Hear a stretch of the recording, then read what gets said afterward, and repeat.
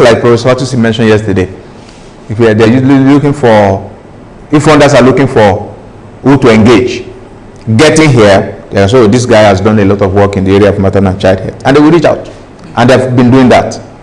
I remember during COVID, and he has also done a lot of work on infectious disease. You can see that's his second publication, second area of research. During COVID, they were just begging him with money. They were just begging him with money. We want to do household. We want to do household transition, COVID transition within the household. How much will it cost? Quickly, he just called. Portia was one of the colleagues in the research unit there. Can you please give us quick estimate? And they wrote Gate Foundation, and quickly the money was released. And then they were asking also, we want to do a clinical trial. How will you help us? And quickly, millions of dollars was released. And the first clinical trial for COVID-19 started at VIT there. So, because when you look at the area he has developed, he's done a lot of infection, and COVID-19 is an infectious disease. So, as Professor Otusi mentioned yesterday, so people build themselves to that level. So then he has done a lot of work on vaccine, as you can see, clinical infectious disease vaccine. And this is the journals where it's published. Sponsorship trend, Bill and Melinda Gates Foundation, National Institute of, that's NIH, Center for Disease Control and Prevention. You can see Visa, that's the pharmaceutical company. They sponsor a lot of his clinical trials, and so on and so forth. So you see his co-authors. His co-authors.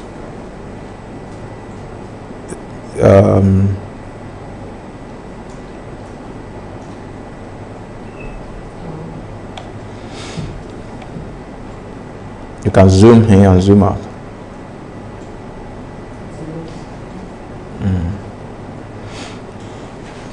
What else did I promise to share?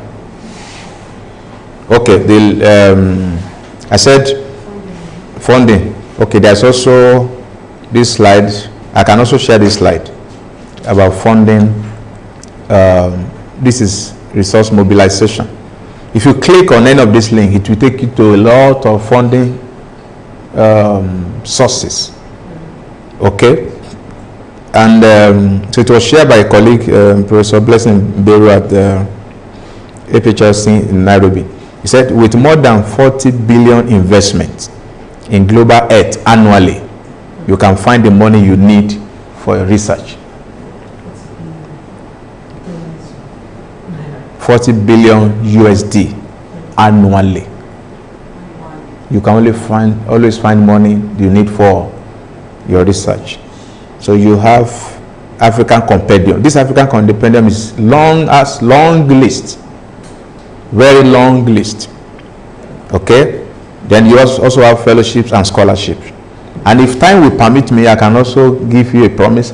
But this promise is not 100%. It depends on the availability of time. Rules and regulation guiding winning of writing, winning a concept note or proposal for fellowships and scholarships and grants. There are always rules. So I can quickly, you see this one has 160 pages. Okay? So if you really will go through this process, then as researchers, you will be very busy for the rest of your career. But you just have to work. You just have to work. Okay? All right. This is briefly also looking like something that Professor Fatusi shared yesterday. You are going to be using what he shared yesterday for your concept notes. I hope you got that quite right, during this presentation. So this is only also the kind of template for grant writing. So then the other thing that I also had in mind to share quickly, because there was also the question of when Professor Otusi is saying that one of his rules is that before you can be supervised, you must have read how many papers? 25 minimum. For masters. What of for PhD? No, masters is 10 or 15. And PhD, what of PhD? 25. 25. It was even modest. Before I started, I was requested to read 50 publications. And not only was I requested to do that, the supervisor even went ahead to download for me. So I had no choice. And you will see how reading makes your work faster. Hello? The Holy Book says, out of the abundance of the heart, the mouth speaks. What that means is that when you are writing, have you found yourself getting so stuck? Even to write the first sentence. And you suddenly get stuck. And that is the beginning of plagiarism. When you keep searching your brain, what do I put there now? Abi, you just reach out for the shortcut. You live somewhere. Why do I need to kill myself? Some people have done this thing. And you began to lift. The moment you give in to that temptation, you have lost it. You have lost it. What have you lost? You have lost integrity.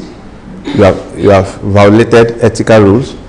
And you have also lost, if you are a student, you have also lost opportunity to learn. You have also lost opportunity to build yourself further. How many of you know that writing involves, sorry, I digress a little, yes, because I made some promises yesterday that I needed to quickly fulfill. You are very and the promise has become a form of burden of debt upon me. I'm trying to quickly redeem that. So the moment you give in to that temptation, you have lost it. As I said, if you are a student, then you have lost the opportunity to build your skills further, to build your capacity further. I have been on writing a particular report, and for the whole day, I was on one paragraph.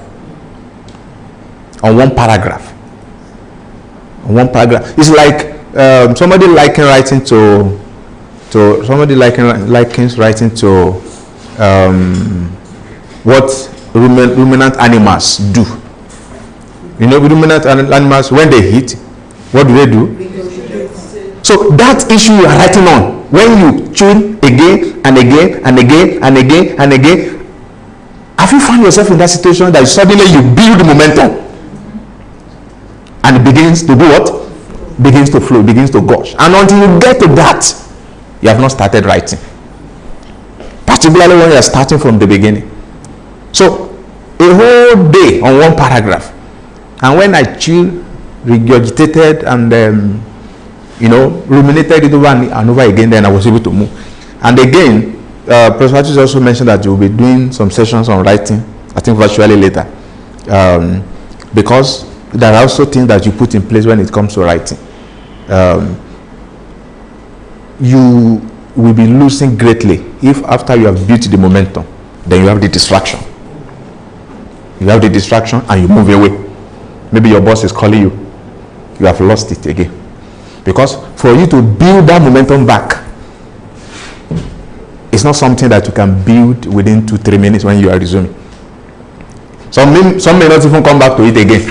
That's why there are colleagues who have publications or manuscripts are different with varying degree of completion. This one 40% completion, this one 60% completion, that one 20% completion, that one 15% completion. Nothing is ever completed. And of course, if you add all of them together, they are more than 500% completion, but they are also equal to 0% completion, isn't it? Because 15% completion plus 75% completion plus will not give you 100% completion of one paper. So it's just very degree of completion, and then nothing has been completed.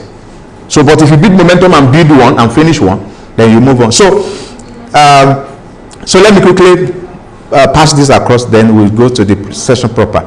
I I love the idea of what Professor Fatusi mentioned in terms of reading, but reading has systematic way of doing it. If you want to read 25 publications as he mentioned, and you want to read like a novel, then you are going to have problem. You are not going to finish. So it has a way of systematic way. So can we look at quick read of journal and then building your literature matrix very quickly. So this is mainly just a quick session to mainly acquaint participants with practical knowledge to assist them in identifying research gap through a critical review of literature.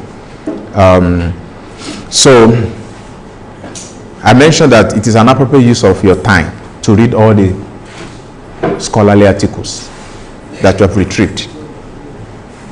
Even to make the selection requires some skills. Okay? A lot of things to share, but unfortunately very limited time. The skills of selection include using appropriate search terms, using appropriate Boolean operators,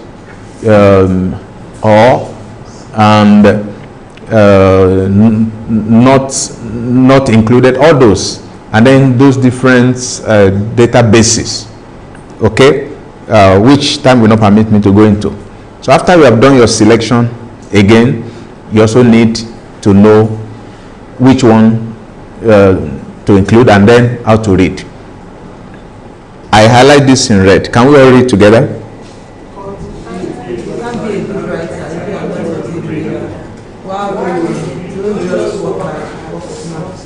True of us? True of us? So you remember I was saying earlier that out of the abundance of the heart, the mouth speaks. I was developing a proposal, and a mentor at the graduate workshop was telling me that no, you cannot do this. I said, why? He said, because we already know the result. Why? Because he has the literature. Are you with me? He has read extensively in that area. And that's why, so when you are building that nobody has done it, nobody has ever done this, and he's telling you that no, not only that people have done it, we also know the result you are going to get. You remember I mentioned yesterday that if you don't get to the point of thinking that you want to abandon your PhD, it's not a worthwhile PhD. Why? Because it probably amounts that you are reinventing the wheel. Okay? Reinventing the wheel, because you are not providing original contribution. You are not coming up with new findings. If you go to the new findings, then it is what about Einstein said, that if we know what we are doing, we will not call it research, because that one is really original. That one gives you some tough time because you have to be rigorous about it. But if you are reinventing the wheel, then there's no way they're going to come up with something new, and it may be a straightforward path. And so, for you to be a good writer, it is from the abundance of what you have read. And over time, also, I've also seen that happening in the course of my career. That so when you are writing and you get so stuck, it's because you don't have the literature, because you have not read. So when I was going to do my PhD, and I was privileged to have read more than 50 publications a year before my registration for the PhD. So when people ask me, how did you do PhD in 2.5 years? It was because I've done the reading a year before. Such that by the time I started, I just went to it and I resumed. By the time I resumed, was developing the proposal. Those things I've read. You know, there's a way that you read for examination. And I don't know if you have thought about that before, again and again. Many of us will have thought about that again and again. When you read for examination, it would assume as it would to appear as if you don't know anything. By the time you grabbed the question paper,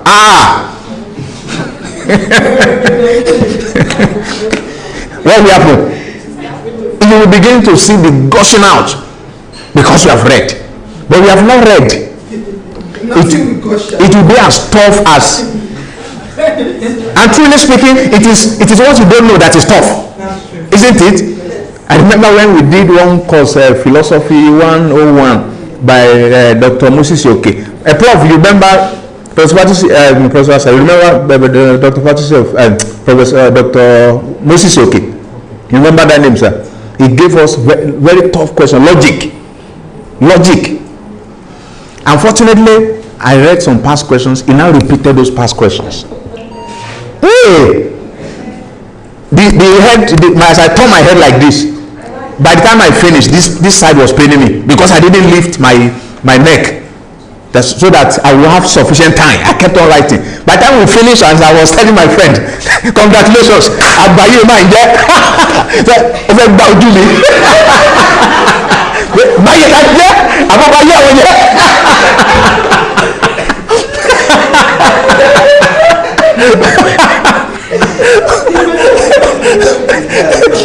meaning that I was congratulating my friends. This one is too cheap. Say, cheap what? This man has finished us. So quite interesting. That was when it dawned on me that when you know something, it becomes very cheap. When you don't know, it's so tough. A lot of people failed. I think there were only few hays, and I was able to make my hay so easily in that course. So reading a year before I resumed really fast-tracked the process. Even to the point that when I was reading those more than 50 publications, the materials that will go into a discussion that will come much later, had already reserved. Yeah, had already reserved. Those that will go into the literature review section had already reserved. Those that will go to the problem statement, to the aspect of building the argument, justifying, because they came out very clearly in those materials. So when you don't read, then you are a poor writer, because nothing that will be coming forth in terms of writing. So allocate time for reading, plan reading, program properly.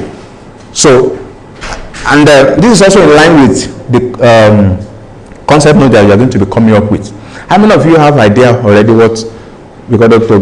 Dele said that you'll be making your presentation. How many of you have idea already what you tend to work on for your manuscripts? Anyone? Faint. We don't want faint. That faint is a problem.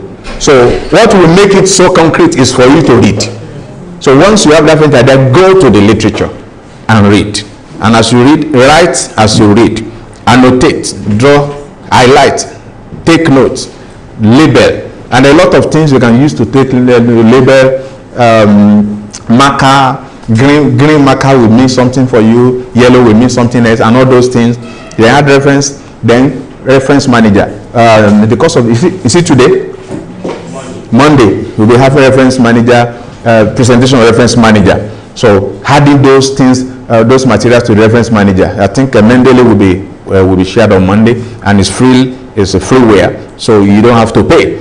Well, so those, as you are adding those things to the reference manager, file the papers according to topic and subtopic and sub-themes, and you can also form a reading group. These are different ways. So do not read the journal like a novel, as I've mentioned, from beginning to the end, but rather screen article for relevance and quality. And how then do you do it? Read the title, looking for the keywords. Consider the authors. Are they recognized names? Somebody said if you are doing something on migration in Nigeria and you don't cite Adenoti Adepoju at all, then you have not done sufficient literature review.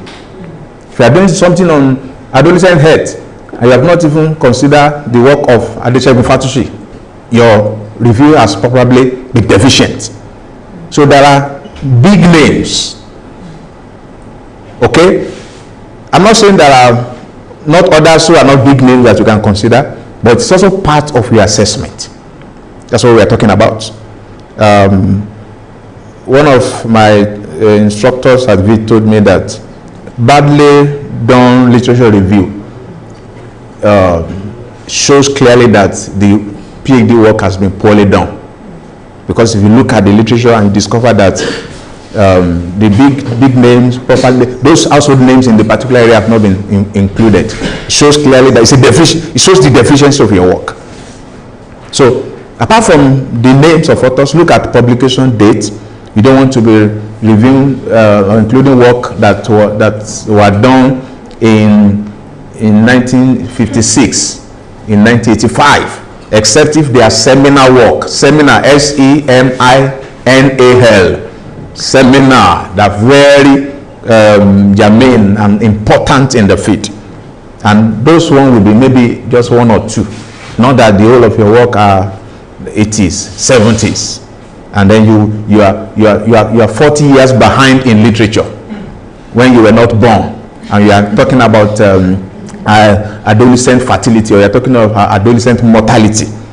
So look at the date, then keywords help you to assess relevance of your work, and then once you begin to do that, then get the punchline, read abstracts, and when you are reading the abstract, it's not the whole abstract again. Start with the objectives, look at the conclusion, okay, and then look at the method, look at the results. It's back and forth. That's the main point of this session, of this presentation. Reading, a quick reading is back and forth, and it may take you only 5 to 10 minutes to read an article, particularly if it's the one that is not going to be one of your main articles, okay. And from there you further go on to deep understanding of your findings. You look at the figures, tables, you skim the resource section, you quickly move to the discussion section, read first few paragraphs, and you go to the last paragraphs, you look at the conclusion. And as you are doing this reading, you are taking notes, you are notating. So if you want to now deepen your understanding of the method, you quickly move back again to the abstract and then go to the method section. You can see your reading is intentional, is purposeful, is targeting the particular thing, not just reading the novel things fall apart, reading from the beginning to the end. That is not how reading is done for the scientific, for scholarly articles. And as you are reading, you have a very inquisitive mind. Questions are going through your mind. Is the problem important and clearly in terms of those issues addressed? What of the methodology? As I was presenting yesterday, how to conceptualize that you can make contribution methodologically. So if you are reading and you see the methodological deficiency, that may be the angle you are coming in terms of the gap. Okay, very well done work, but have some deficiency in methodology. So is the methodology well justified and appropriate? Perhaps if not, that will be a major contribution that you are making. How are the results analyzed? If the result has not been well analyzed and you have some, it may be from that analytical angle that you are coming in. What of the theoretical basis? So these are the questions. So as you are reading, you are not just reading, you have questions in your mind. And with those questions in your mind, you are critically reviewing the literature. That's why it's called critical review of literature. What students mostly do is they summarize literature, not review. So summary of literature is according to Ogundele 2027. I was in 2027.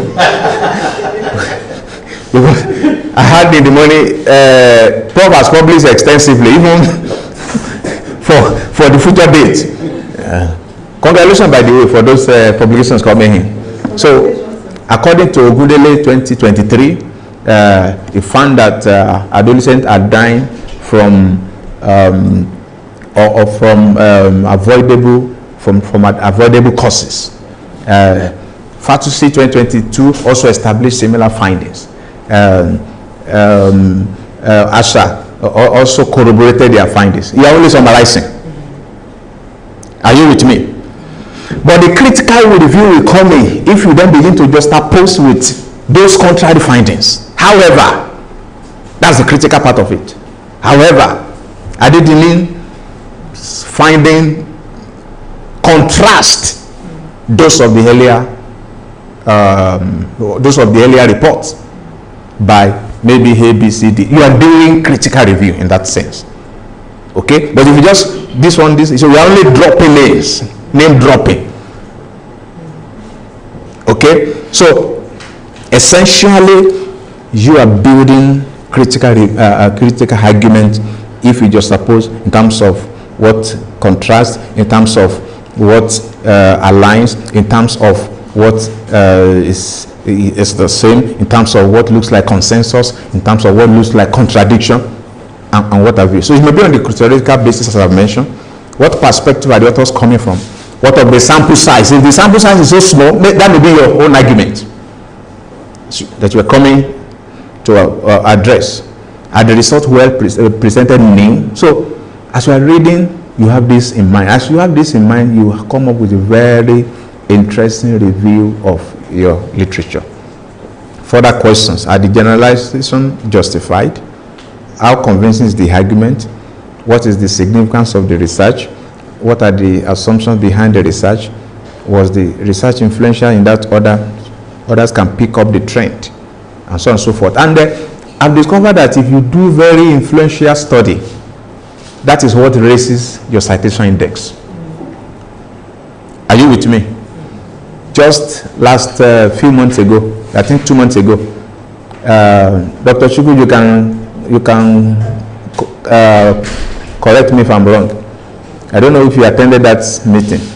You were doing faculty AMPC meeting. At that faculty AMPC meeting, 7 people were stepped down, were not recommended because they didn't have enough citation index.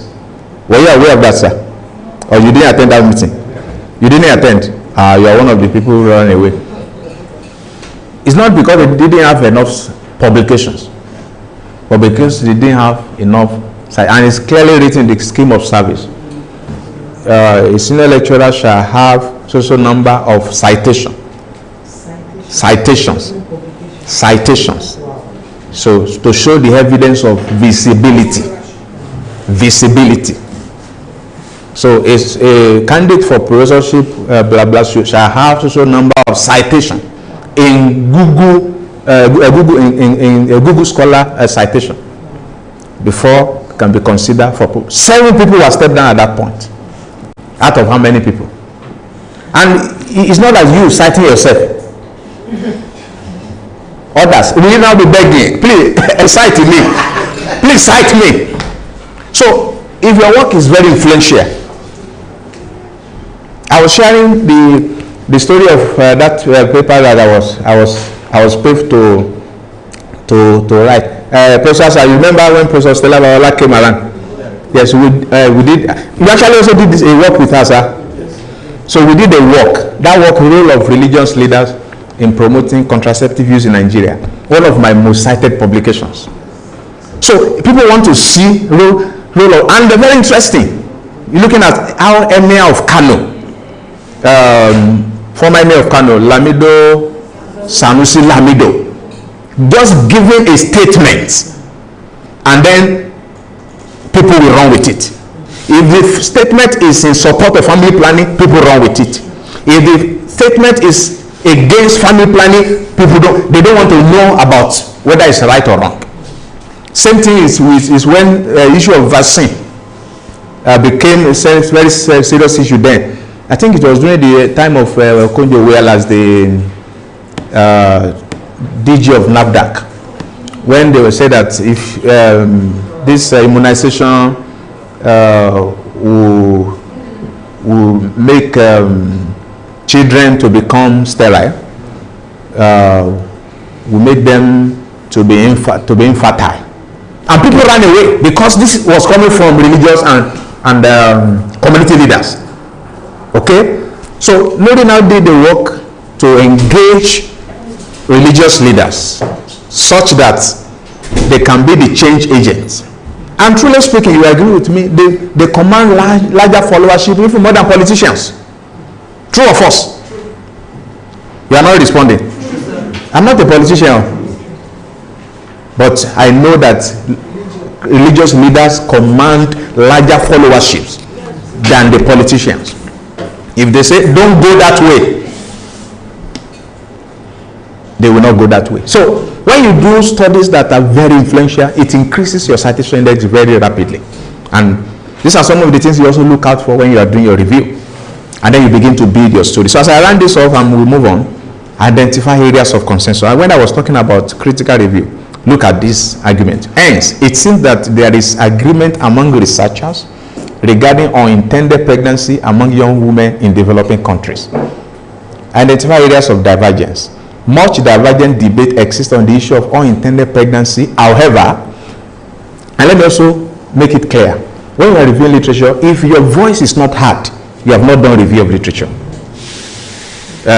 Ogundele 2022, Asha 2023, Adedini 2024, Chukudi 2025, Fatusi. Where is your voice? What are you saying about their findings? So if your voice is not heard, you have not done literature review. So identify areas of divergence. For example, this is like your voice. Much divergent debate exists on the issue of unintended pregnancy. However, that's your own voice. So be critical in your review, not just cataloging, not just summarizing or listing what has been done. E.g., the evidence layout demonstrates that blah blah blah blah. There is, however, a school of thought that suggests alternative finding. That's critical review. All right, so that's just a quick digress. Finally, literature review matrix. I can share this. It helps you to make very clear arguments. It's just I don't have the time. I will have also shared, but I can share a sample of literature review matrix. Yes? Okay, so I was just wondering, thank you very much for sharing the very useful information. The second column, however, that theoretical conceptual framework, I was wondering, so what's going to be summarized in that column? The theory used in the study. Okay, because when you said conceptual framework, I'm ready. Yeah, the theory used, and that theory, slash conceptual. So, and that theory underpins your own concept. That's why it's conceptual, theoretical slash conceptual. How that theory underpins your own concept. Yeah, so the theory used and then specify it there. And of course, research question, hypothesis, methodology, analysis and writing, result, conclusion, implication for future. So another thing that another column that you could add is gap, identify gap, which may come last. So I won't have time to share this. Maybe I can share with participants. So thank you. Are there quick questions on that before we move on? Quick question on that? Okay. The absence of none. Let's then go to what we need to do proper.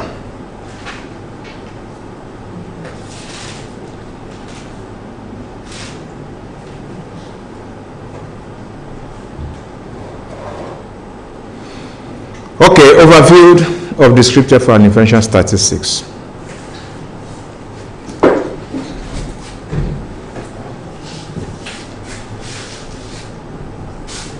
I think we discussed this briefly yesterday.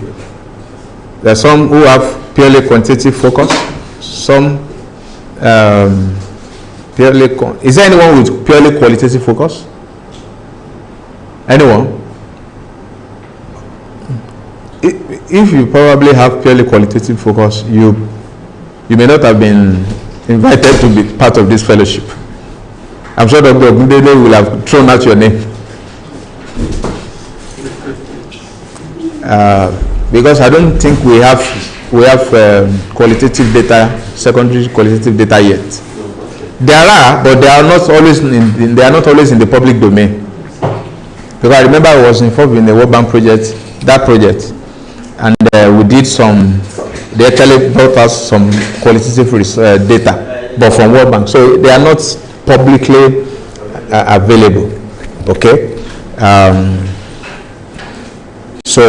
But there are some of you who, like Dr. Adeoye was saying that she's now moving towards mixed method, isn't it? Mixed method. I told some Kata fellows that mixed method is not mama, and the guy from Nairobi. So when he saw me, he came from Kenya. When he saw me in South Africa a few weeks ago, he said mixed method is not mama.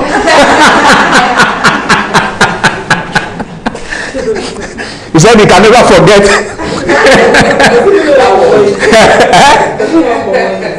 He had Pomo in Ibadan during the Qatar, and he saw how soft it is. So when he now saw me in another country a few months later, I said, "Mixed method is not Pomo." So, because the point is that if you want to be quantity, be quantity. If you want to be quality, be quality. And truly speaking, increasingly you need mixed method to do justice to a research question. Why? Because you have different angle to it. You provided the prevalence. Then why? You provided the rate. Then why is it so high like this? You've left important parts of the component of that work unanswered. And mostly what we do is that we now say areas for further research. Of course, you can do that at the level of individual, but if it is something you are bidding for grant, so funder may not be favorably disposed to that. Okay, but increasingly, what is suggested or advised is collaboration. Collaboration. In other words, you are very strong in your own quantitative, and you get on board a very strong qualitative expert. But if you want to be both, you will neither be here nor there, because you will not be expert in that, you will not be expert in this, you want to do everything. No. In fact, if there's any area where division of labor should be encouraged in research, it is in terms of mixed method. Be very strong in your own quantitative, either analytically, methodologically, conceptual, and whatever, and then gets on board in your team. Somebody is a very strong qualitative person, and that will make the team very what? Strong. Very strong. So increasingly, collaborations are encouraged with respect to addressing studies that require multi-method approach. And so in the course of today, we'll focus more on quantitative and just be present overview of the descriptive and inferential statistics. So what is statistics? Can we all read together? Statistics is a branch of science that involves data collection, organization, summarization, analysis, description, and making reference. So you can see, until you actually make the inference, the process has actually not been completed. Okay? So collecting the data is not enough. There's need for the data to be organized, to be summarized, to be analyzed, to be described, and then to make sense out of what you have summarized. So there are basically two areas. We have descriptive and we have inferential. And statistics can be communicated at different levels. As I mentioned, descriptive. So when you are talking of descriptive, is used to organize and describe the characteristics of a collection of data. And by descriptive, examples include mean, median, mode, and percentage. I was sharing in a session, we were talking about descriptive finding. Most of the time we want to only do very bogus inferential analysis. We tend to downplay or to overlook or to think that descriptive statistics are not so important. May I make it very clear and emphatic that you cannot do any meaningful inferential analysis without a very proper descriptive analysis. Because descriptive analysis will give context, will give you opportunity to explore the data, will give you opportunity to even clean the data, will give you the opportunity to understand the data, will give you an opportunity to even provide appropriate meaning to whatever inferential statistic that will be obtained. For example, if there's significant relationship in your inferential analysis between ethnicity and use of post-abortion care by young people. It might be because of the context that you have established in the descriptives. Maybe you have, in Catholicism, abortion is It's not recognized. It's not acceptable. Even in Islam, I think abortion is also haram, isn't it? Yes. Am I right? Abortion is haram. So meaning is forbidden. So now, but if you have not established the descriptive findings, you don't know the percentage of your respondents that's adherent of Islamic faith. You don't know the percentage of your respondent that adherent of Catholicism faith. Did you get the point? And then do you provide interpretation to that result? So never downplay the role of descriptive statistics. As a matter of fact, there are interesting results that have been published that use only purely descriptive findings. Okay? So then inferential is where you use the smaller group of data in order to infer and make reference to the bigger ones. So furthermore, on descriptives, you have measure of central tendency under descriptives. Measures of central tendency include mean, media, and mode. So where your data really concentrate. The measure of variation is the dispersion of your data in form of standard deviation, variance, and coefficient of variation. A measure of the partition include quartiles, percentiles, and deciles. So these are different descriptive statistics. Measure of kurtosis, of whether the data are heavy-tailed or light-tailed relative to a normal, whether it follows the normal distribution or there's some form of skewness. Okay? So central tendency and variability tell us what is typical in a set of data. That's measure of central tendency. Attempt to summarize the entire data set with just one number. So indicate where the central data are located. For example, if we want to know whether Nigerian population is predominantly young people, or comprises predominantly young people, or older population, using the median age alone gives you idea of how youthful or old Nigerian population is. Just one result. That is the beauty that you can get in descriptive finding. What is the current median age of Nigeria? You have to Google. Hey, this Google is wahala. The oracle. I remember we were attending a workshop in Nairobi, and the translator was asking, "What is your teaching philosophy?" And quickly people rush out for their phones. Say, "Wow, you have missed it." Your teaching philosophy simply means your own personal teaching philosophy. As a teacher, as a lecturer in the university, what guides your teaching? What you have established as your own guiding principles. It's not what you find in Google. I always tell my children, please, if any time you need to think of something, the first thing is your phone.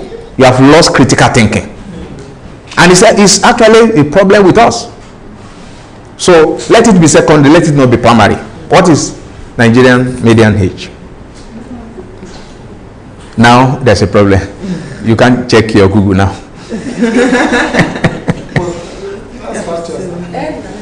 What is it? Is it 52? No, sir. No, sir. Now you can see how critical thinking helps now. So don't be afraid to be wrong. Don't be afraid to be wrong. It's better to be afraid to be wrong. It's better to be wrong and be right later than always 100% be right and it's not coming from your thinking. Sir? No, sir. No, sir.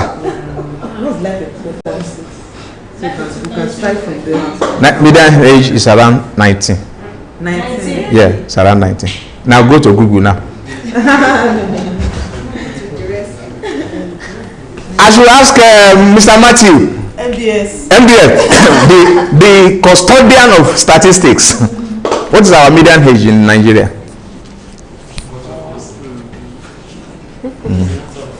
Okay, let's Google now. If it should be 52, then it means that majority of Nigerians are in the older population. 17.2. It's even 17.2. Which source is that one? Worldometer. No, Worldometer is. Please leave Worldometer alone.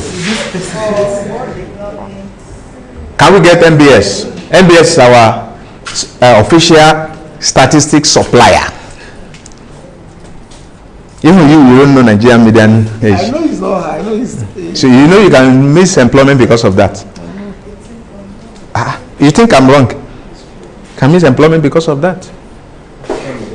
Huh? It's about 19. Center. Which source is that one? Within Center. Which one is Wilson Center? That's Africa. Yes. So, but you can see what that means is that just giving a statistic, just giving just one data, we know how old we are as a population or how young we are. And as that begins to move up, it shows that it actually shows many things. If it increases from 19 to, let's say, 25, I can give you 3 to 5 issues about Nigeria. What are they? If suddenly we move, maybe in the next 2-3 years, we move from 19 median age to 25, what does that suggest? Fertility has reduced. Eh? Fertility has reduced. One. Maybe young people are dying. Hmm? Maybe there is increased mortality in the younger people. No. It's actually mortality is reducing. It's actually mortality is reducing because people are now surviving more. Fertility. Mortality would be maybe people that are less than that age, like older people could have been dying, and then the younger ones are not dying, and then the middle. No, it's actually because people are surviving more. That's what it means. People are actually surviving more. Life expectancy is. Because number 3, life expectancy is increasing. So 3 things quickly. Then the what's it called now? The bracket of dependency is dropping. it's dropping. So that means working population is. So a lot of things, about 5 or 6 things are being. Another thing is health system is improving. Yes. So just one statistic, descriptive statistic, giving you idea of how the trajectory the country is going. So that's the beauty of descriptive statistics. So don't despise descriptive statistics. There have been papers that have been published using only descriptive statistics. But we want to be bogus, multi-level analysis. Somebody wrote me recently, I wanted to interpret Weibo. I said, what is the meaning of this wahala? Sir? Weibo, yeah, it's a Weibo call. Debu me. Fine. Why complicating what is already complicated? The research process itself is complicated.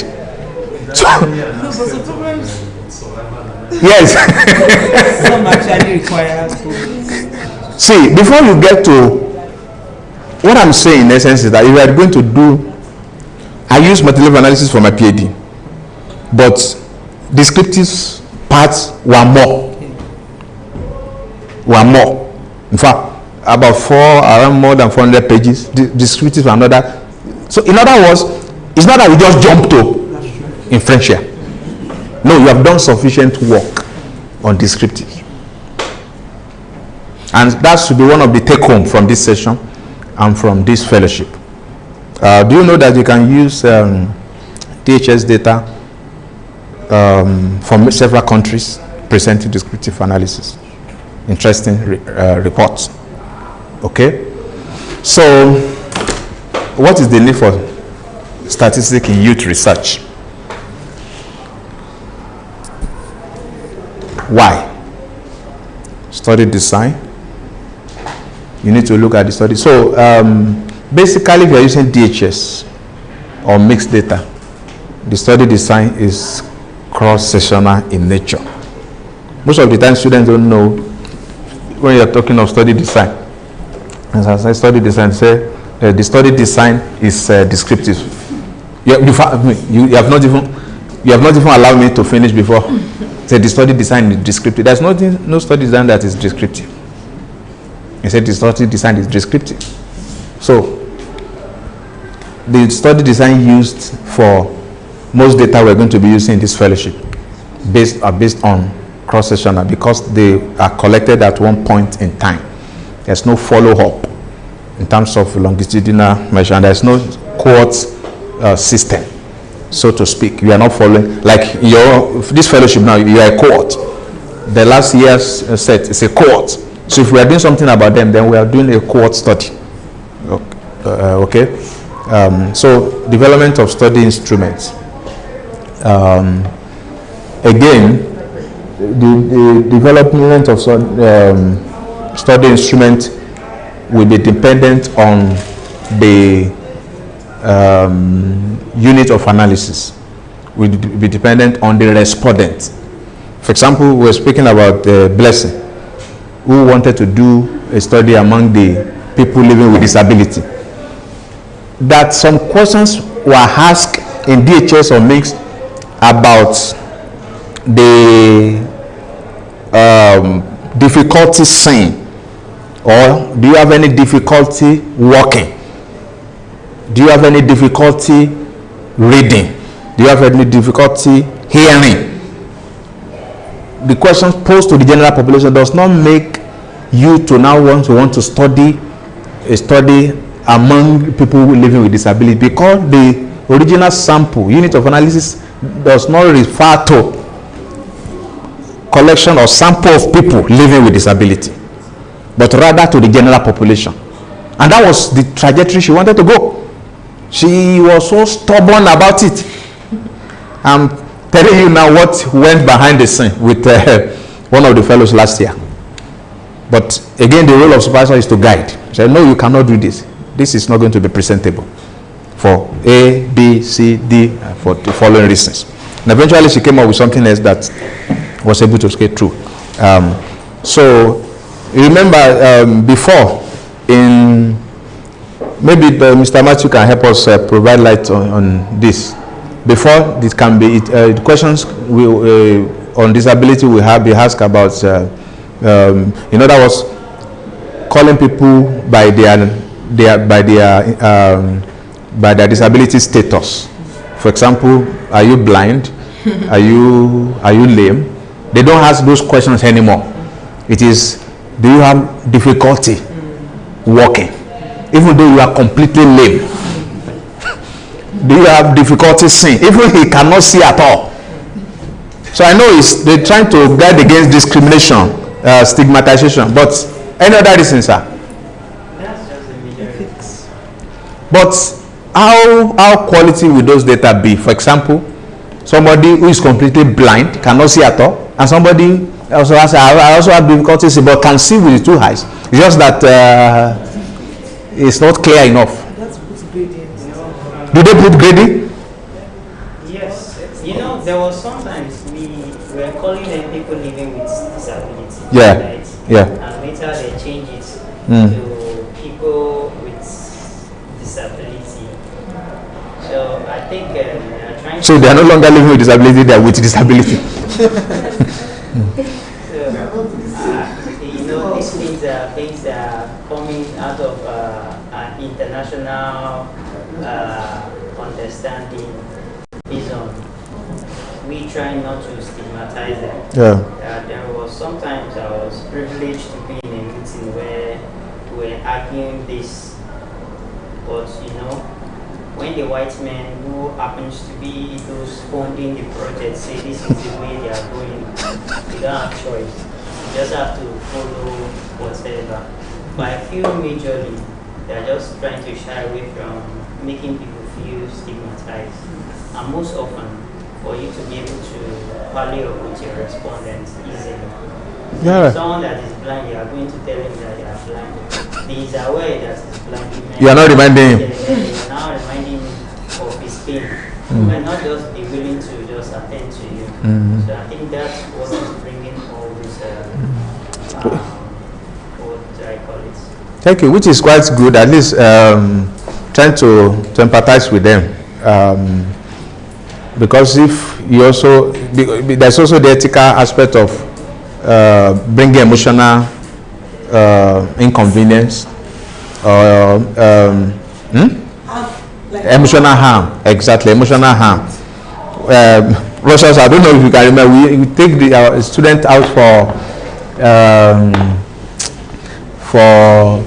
the 300 levels student for field work to do practical, and one student, I think in about 1 year like that, when he went to the community, have you ever lost any child?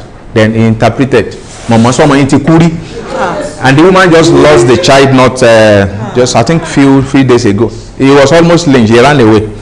He now ran to come and meet us. That someone Intikuri in literary interpretation. So said, oh, so you have come to remind me. So it can be emotionally challenging. If so, development of study instruments will depend on the unit of analysis, the kind of respondent you have. And so when you are looking at, more sessions will be facilitated, particularly with respect to DHS data itself. I think Mr. Matthew also will be presenting on secondary data today. You also see more. Reliability and validity of the study instrument. Those are issues relating to statistics again. Sampling design, data collection, producing reliable data, data cleaning, data analysis, using appropriate statistics, data representation, using appropriate graphs, data description, making prediction, making inference, and then finding the results that are policy relevant. All these are systematic steps that must be taken in order for you to really come up with meaningful results using the instrumentality of statistics.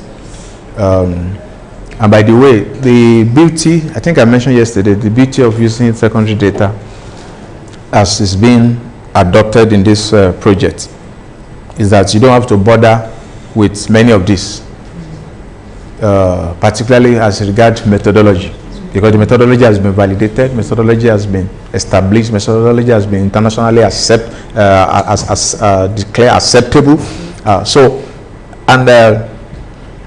It's also a very important advantage in the sense that if you have 15 minutes for presentation, 15 minutes for presentation, out of 15 minutes for presentation, you actually concentrate more of your time on the background and on the results, because we already know the methodology. But if you have 15 minutes for presentation and we are presenting a findings whose methodology we don't know about, in fact, it might take you 10 minutes to explain because once your methodology is faulted, your presentation has no foundation. And I said yesterday, I have not seen any paper rejected, I have not seen any paper that the authors are asked to review on the basis of faulty methodology. So please review your paper because your methodology is wrong, you have used wrong sample size, you have asked questions from wrong respondent. Please go and review and resubmit. I have not seen such paper. It is what? Outright rejection. But your paper you might be asked to make major revisions if your conceptualization is not well grounded, well established. You can. Let me pause you. I just observed the breakfast or what do I call it that they brought. It's something that was not get cold. It's Indomie. So please, we need to quickly, if it's not taking hot, if it is me anyway. So what of those of us who don't take Indomie? I don't know, I'm somebody. People like me who don't take Indomie. Indomie the tea break. That's what I've seen on that. Indomie is the tea break, sir. So can we quickly do that, please? All right. Maybe we should find someone can get it and do it. Or we can't get it. Or take it and then. What's the time now? 10:16. 10:16. Can we come back 10:30? Okay. Is that fine? That should be. Okay. All right. Prof said looking for. I think we can just pause at that last slide, and then we move on from here. All right, thank you. Thinking that maybe can be building for the bank. Doesn't really stop. Yeah, that's Subsequently. okay. Can make arrangement and just say Okay. Okay.